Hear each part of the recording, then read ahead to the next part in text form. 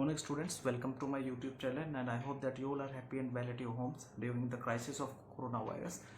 And be happy, be safe and be healthy at your homes, and use this time to gain new abilities, to gain new ideas, new innovations, so that these innovation give you a boost to your confidence and also used in the future. Okay, so as you all know, so far we have started our online classes for class 9th and 10th, and in the last video of this lecture we had started our first chapter of history of class 10 syllabus.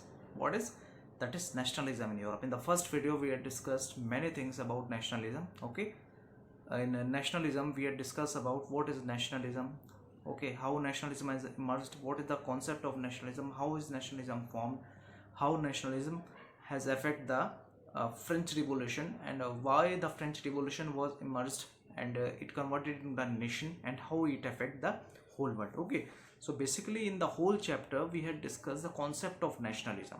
After that, the concept of nationalism is also we see this nationalism in also in the second chapter of nationalism in India. In the context of India, we have to understand the emergence of nationalism in India, how nationalism has emerged in India, how it affect the politics, how it affect the economy, how it affect the whole culture and whole life of the Indians, so that they gain their freedom in 1947. So basically nationalism is a guiding force which swept all the evil things from the politics or the culture of the country. Okay, so basically starting from Europe, because nationalism is a concept which emerged in Europe. Okay, then it proceeds to Asia and Africa also. Okay, so let's start our concept nationalism in Europe from the concept nationalism. Okay, so basically if we talk about nationalism in Europe, then we can say that nationalism is a concept which says that first of all we have to understand the meaning of nation. To understand nationalism, better understanding of nationalism, we have to understand the meaning of nation. Okay, in the last session we had completed all these topics, but I gave you a small recapitulation of all the things which we studied earlier. Okay, so last time we had started our concept nation.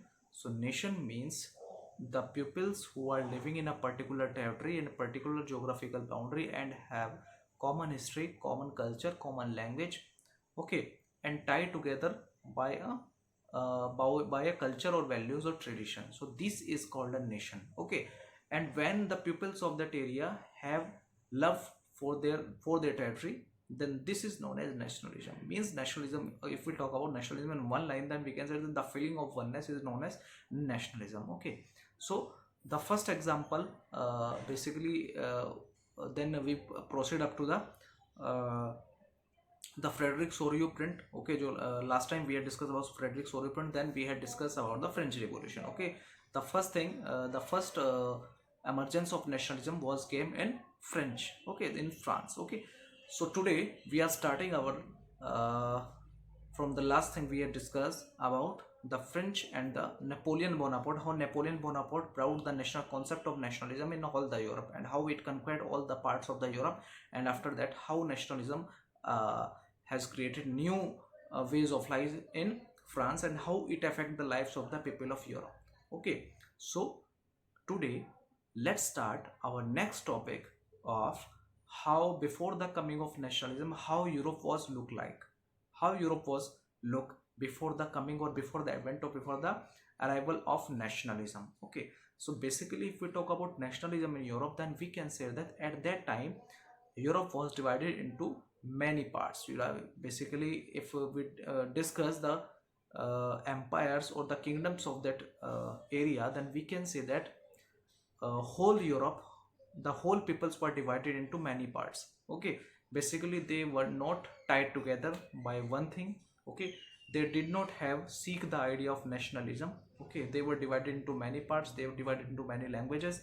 Like if we take the example of Austria-Hungary Empire, then we can say that in Austro-Hungary Empire many peoples lived together of diverse culture and diverse nature and diverse language. They spoke different languages, they followed different religious tradition and different cultures and different cultural traditions. Okay, so they have to follow different cheeses, different languages, different cultures, different dialects. Okay, they, like if we take the example of Austro-Hungary, then we can say that in Austro-Hungary, basically Austro-Hungary Empire made up of many regions like Tyrol, Alpine or Austria, in which all the majority of people speak Sudetenland in German language. Okay, and in Hungary they also speak Magyar language. Okay, Polish language. Okay, and they were in Galicia. There were many people who follow different custom and tradition, different languages. Okay, in basically if we talk about in the Austro-Hungary Empire, there were many people who lived at that area like Croats, Romans, Bohemians. Okay, so there are many people who lived in Europe. Okay, and they have different customs, different tradition and different culture, different language and different ways of life. Okay, so they have very difference in all the things. They did not see them as a unified identity. Okay, they have diverse nature, but on the other hand they did not seek any nationalism force. They are divided on the basis of the kingdoms. Okay, they did not seek any one thing that bind together in a one form. Okay, they all are divided into separate principalities, several cantons, several things. Means the simple means of that concept is that all the peoples of Europe were divided into several empires, and all if the people of if the people of one origin, they have also divided into different empires and different parts. They all are diverse and they all have different things to follow in their life. Okay, so basically uh, the next concept of this chapter is uh, the aristocracy and the new middle classes. Basically, when nationalism swiftly arrived in Europe, then it changes all the things day by day. It increasing day by day at the cost of life. It increasing day by day. The concept of nationalism is evolving day by day in Europe. Okay, so that was the emergence of nationalism came in Europe. First of all, the rise of the middle class. How the basically nationalism was evolved in Europe, and this concept of nationalism was taken by as a guiding force by the middle classes of the Europe. As you all know, as so far in the French Revolution, we had discussed the concept of in the class 9 chapter we had studied about French Revolution, and in this chapter we had studied about the role of middle class in the French Revolution. So basically, during this time of Europe, after the time of 1815, this is the time of Europe when middle class is rising in Europe. Okay, and the aristocratic class is also rising. So basically aristocrats, let's discuss about who are aristocrats and what are the middle classes. Okay, so aristocrats were the people who basically have small uh, who have basically small in numbers, but uh, owned owned large states and large villas, large houses, large property of their own. Okay, they have large property in the countryside. Okay, they have powerful binding force. They have also the dominant society during the monarchical order, during the monarchy's time. Okay, they have many different positions. Okay, after the king uh, they have different uh, important position of the state. They hold different positions of the state, and king support them in the king also give them better privileges, so that they have a dominating and a positive they have a dominating and a uh, dominating role in the state. Okay, but on the other hand, basically when industrialization began in England and the later parts of the Europe, the uh, peoples start reading and writing. Okay, and the basically at that time the population of Europe was also increasing. Thus due to that, the prices of the food grains also increase, and the peoples migrate from the lower areas to the upper areas, from the rural areas to the urban areas. Then basically the peoples there was a class which emerged during these times. Okay, and that class was very good in education, and they are very good in professionalism. They are basically educated professionals, and they are good in poetry. They are teachers, scientists, educationists. So basically they are called middle class.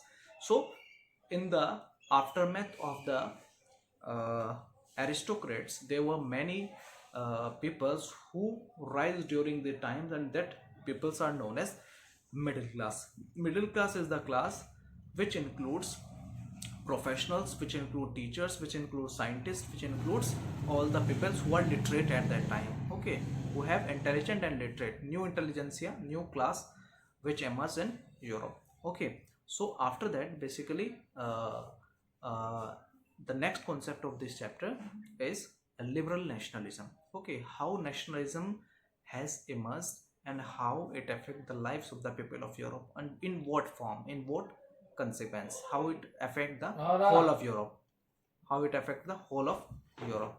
So basically in this topic we have to discuss about two liberalism. Basically first economical liberalism, and second is political liberalism. Okay, so first of all we have to discuss about positive political liberalism and economical liberalism. Political liberalism means, first of all we have to understand the meaning of liberalism. What is liberalism? Liberalism means free or freedom. Okay, liberalism means free or freedom. Liberalism made from a word named liber. Liber means freedom. Okay, so if we talk about political liberalism, then we can say that political freedom, and if we talk about economical liberalism, then we can say that economical freedom. Okay, so in the context of political freedom, we can say that political liberalism has created many new positive impacts on the society. Okay, political liberalism means freedom in the case of politics. Okay, what the meaning of freedom? Freedom means that all the peoples have uh, uh, basically political freedom means a constitution, a government which is represented by its people. Okay, a government which is elected by the peoples. Okay, a government which works according to the consent and the will of the people.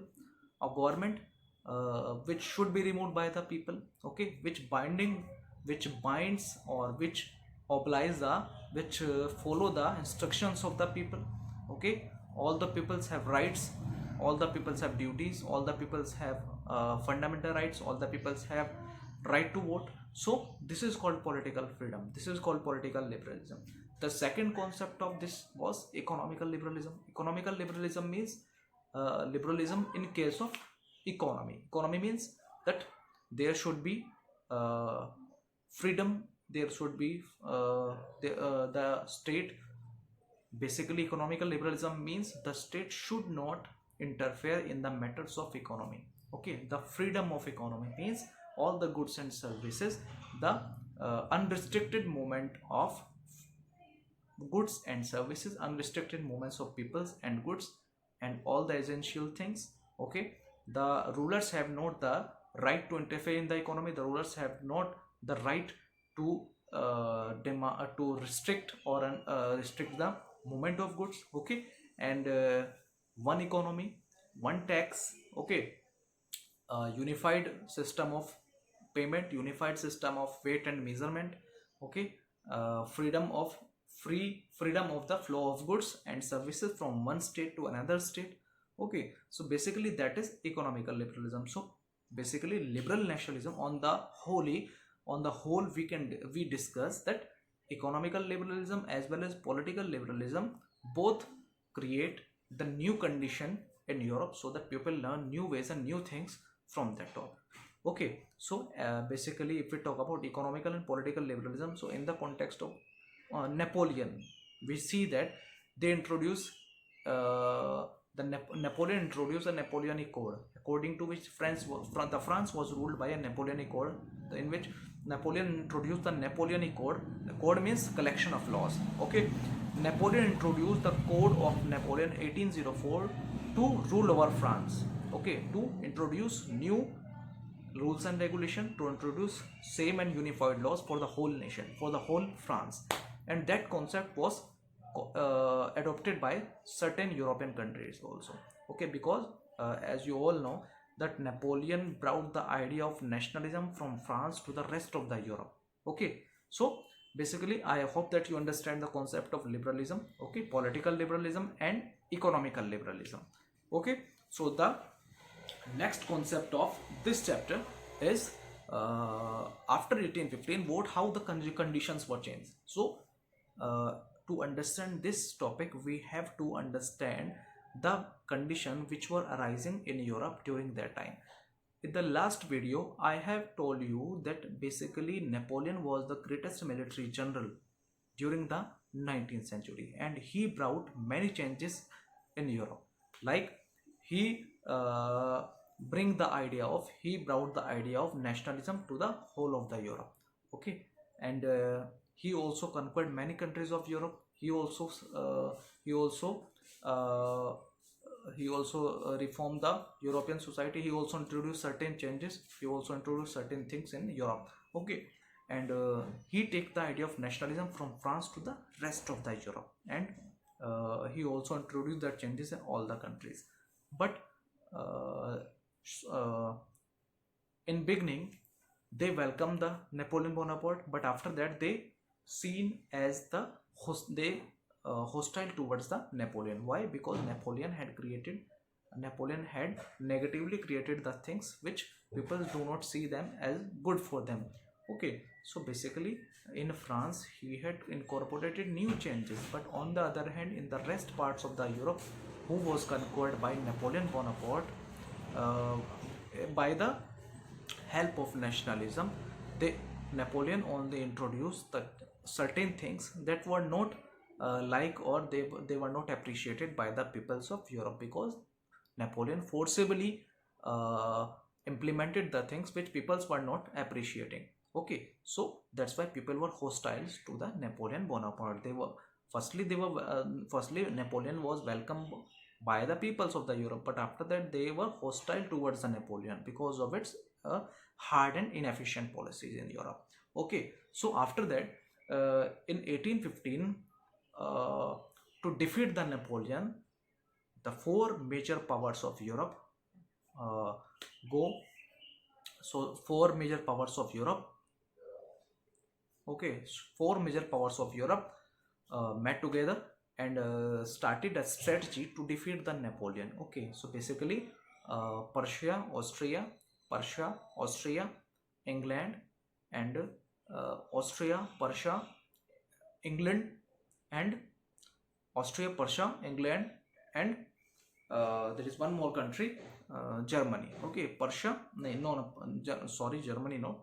Basically, Austria, Persia, England, and Russia. These were the four countries who collectively met and who wants to defeat Napoleon, because Napoleon conquered all the countries, majorly all the countries of Europe except Britain, and he conquered all the Europe. Before that, all the major powers of Europe met, and they had jointly made strategies to defeat the Napoleon. So in 1815, at the Battle of Waterloo, they defeated the Napoleon, and they sent him to the island of the St. Helena. Okay, so basically they defeated the Napoleon collectively. Okay, and after that they met in Vienna in 1815. Okay, that was a Vienna Congress. From the Vienna Congress start from 1814 to 1815. In 1815, the Vienna Treaty or the Vienna Congress introduced certain changes in the politics of Europe, in the map of the Europe. Firstly, there were certain policies, certain terms of this treaty, Vienna Treaty. The first main thing, the first main idea, or the first main term of the treaty was to restore all the monarchies which were abdicating during the Napoleon Bonaparte. Okay, basically in Vienna Congress, the first term of the Vienna Treaty was to restore the old monarchies who were during the pre-Napoleon phase in the European countries. Like Bourbon dynasty was restored in France. Okay, Bourbon dynasty means Louis dynasty was restored in France. Okay, there were series of new states. There was series of new state created in the boundary of France, so that in the future France can't expand. Okay, the third thing was all the basically the third thing was the federation of 39 states which was created by Napoleon left untouched by by the Vienna Congress, or the leaders of the main countries. Okay, the fourth term of this treaty was uh, all the parts of that areas were divided by the European powers. Like Persia was given territories in the west. Okay, uh, Russia was given some territories of Saxony in the east. Okay, Austria taken the responsibility of northern Italy. Okay, so they distributed all the parts which was conquered by Napoleon. Okay, and after that, uh, there were many things which were brought new changes, and they also introduced the monarchical order, the state, and the church, and all the things during the which were during the uh, monarchical order. Okay, so basically the aim of the Vienna Congress was to introduce the certain changes, certain new things which were during the pre-Napoleon phase in Europe. Okay, basically the main aim and the main objective of this treaty was to restore the old order, to restore the old society which was established during the before the Napoleon era. Okay, so that was Vienna Congress or Vienna Treaty. The next concept was basically, as you all know, when we taste any good thing, then we can't easily left that taste. We always try to taste that thing also. So basically, when the Vienna leaders take back the freedom of the people, take back the freedom of the press, take back the freedom of the all the things, the masses of the Europe were not going good for that. Okay, they always think that they want more freedom, but the European leaders take this opportunity to strengthen their particular organization, to strengthen their particular boundaries or areas. Okay, so at that time, because after the Vienna Congress, all the leaders start preparing to strengthen their countries, to strengthen their nation, so that a new revival of nationalism can't arise in Europe. Okay, but there were certain revolution. There were many revolutionaries who started protesting against the new monarchical order.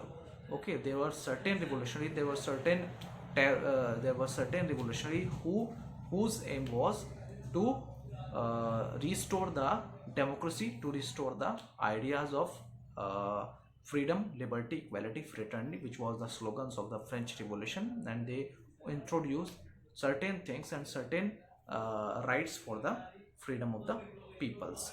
Okay, so basically the one example of that revolutionary was the one example of that revolutionary was what what we know today as Giuseppe Mazzini of Italy. Okay, Giuseppe Mazzini was the person who was born in 1807. Okay, and he was the member of Carbonari, and basically Giuseppe Mazzini was the person who wanted to unify the Italian states, who wanted to unify Italy so that Italy would become a good and powerful nation. Okay, basically the philosophy and ideology and the thinking of Giuseppe Mazzini was, he said that nations are the natural units of mankind. A nation had to be forced through, whether it is whether it is forced by the help of people, by the help of struggle or not.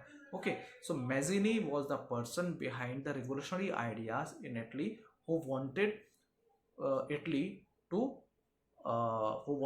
to be a nation, so that Italy would perform a good role in the European politics.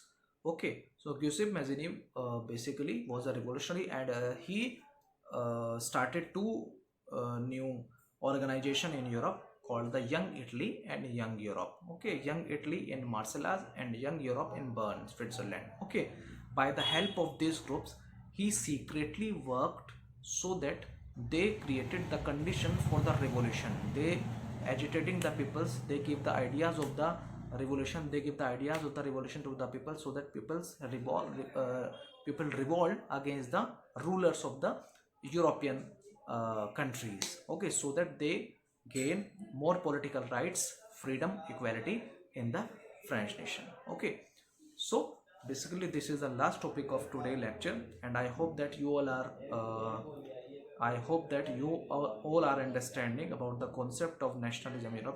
Basically the chapter is very this chapter is not so very difficult. There is a misconception. This chapter is difficult, and I hope that you all are understand their chapter in an easily way. If you have any doubt regarding any topic and any query regarding any topic and any paragraph, any line, then you can easily call me or easily text me in the comment section, and also ask me in my number, in my WhatsApp, or in anywhere. Okay, I hope that you all understand the chapter, and today this is the second video, and tomorrow I will make the next video of this chapter, next and the last video of this chapter. I assure you that you understand all the things. Okay, so thank you for watching me, and